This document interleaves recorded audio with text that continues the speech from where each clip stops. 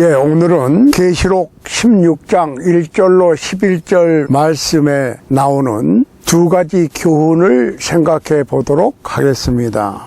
첫째는 하나님의 심판에 원수 갚는 일을 맡기는 삶을 살라라고 하는 교훈입니다. 우리는 스스로 원수를 갚는 일을 하지 말아야 합니다. 우리 입장에서는 원수되는 사람까지라도 사랑해서 그가 회개하도록 노력해야 한다는 것입니다.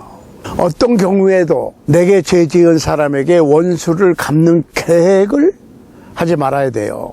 의로우신 재판장께서 재판하실 때까지 기다려야 됩니다. 우리 주님 예수 그리스도께서 재림하셔서 재판을 하시게 될 것 같으면 모든 숨어있던 일들이 명명백백하게 드러나서 승리자는 승리로, 망한 자는 망하게, 잘못한 자는 벌을 내리시고 잘한 자에게는 상을 주시는 아주 시원스럽게 모든 문제를 해결해 주실 것이라고 하는 말씀입니다. 하나님께서 벌을 내리시는 것은 정당하고 공의로운 것이지만은 내가 스스로 원수를 갚는 것이나 원수를 갚으려고 하는 것은 정의가 아니에요. 그 이유는 주님께서는 죄가 없으신 의로운 분이시기 때문에 심판하실 자격이 있으신데 우리는 너나 할 것 없이 다 똑같은 죄인이기 때문에 그렇습니다.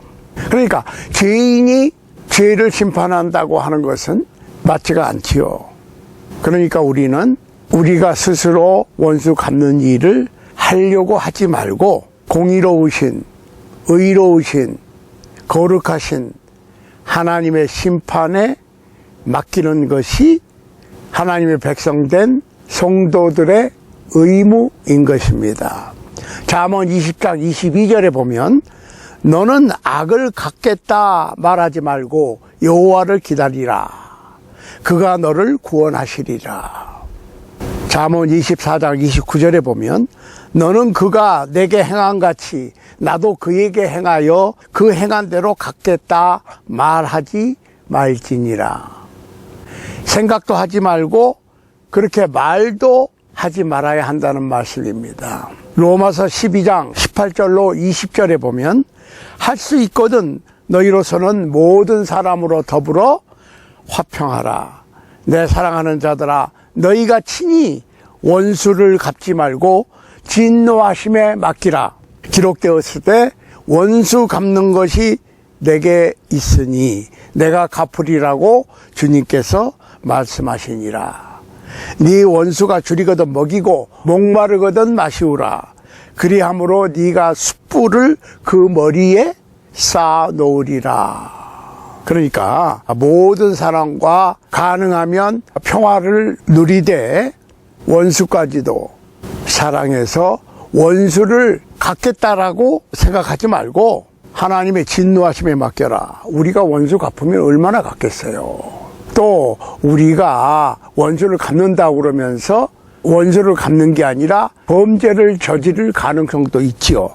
그러니까 모든 것을 명백하게 알고 계시는 주님께서 공정하게 갚아주시면 확실하게 주님께서 해결해 주신다는 말씀이에요. 그때까지 기다려라. 그런 얘기입니다. 그래서 원수가 굶주리면 먹이고 목말라 하면 마시게 해라. 그것은 곧 뭐예요? 숯불을 피워서 그 사람의 머리 위에 얹어놓는 것과 같다.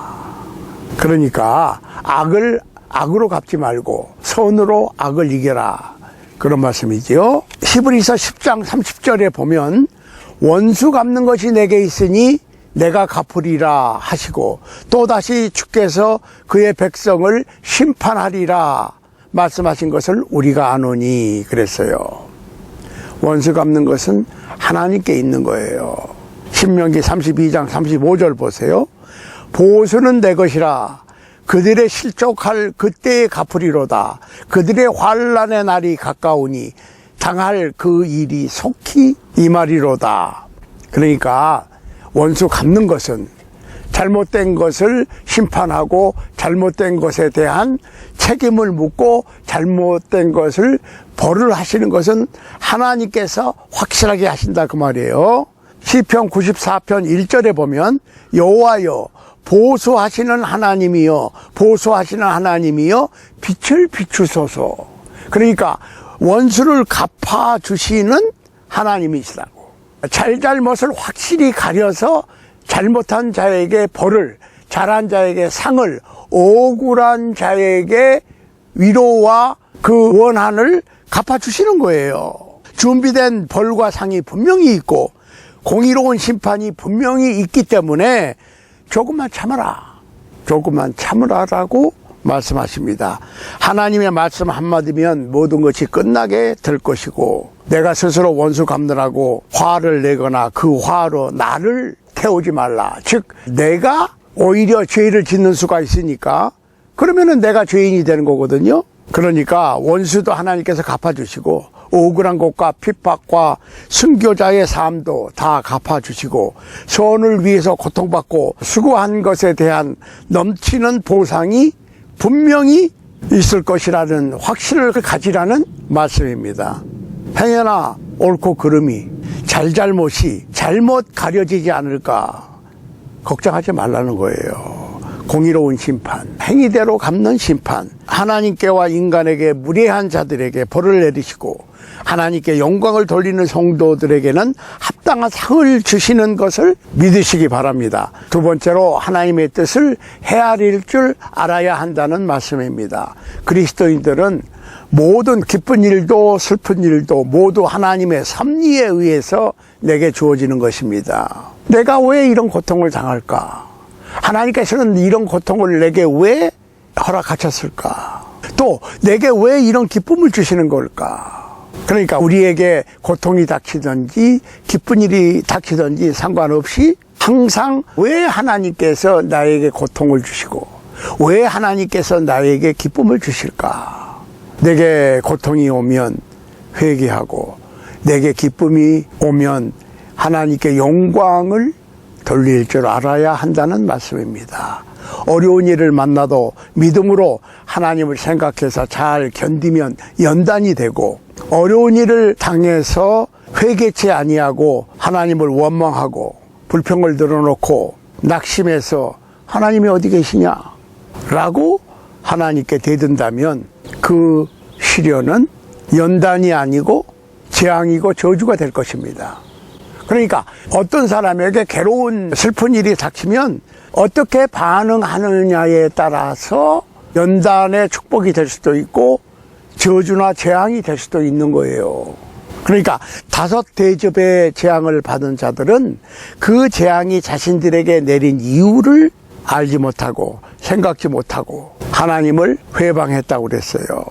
그런 고통을 당할 때 그들이 회개하고 하나님께 돌아오면 영생의 영원한 축복을 받을 것인데, 사람이 고통을 당할 때 하나님을 원망하고 하나님을 회방하고 하나님을 욕보이는 것은 시련을, 고난을 축복으로 받아들이는 것이 아니라 고난을 재앙으로, 저주로 받아들이는 결과가 되는 거예요.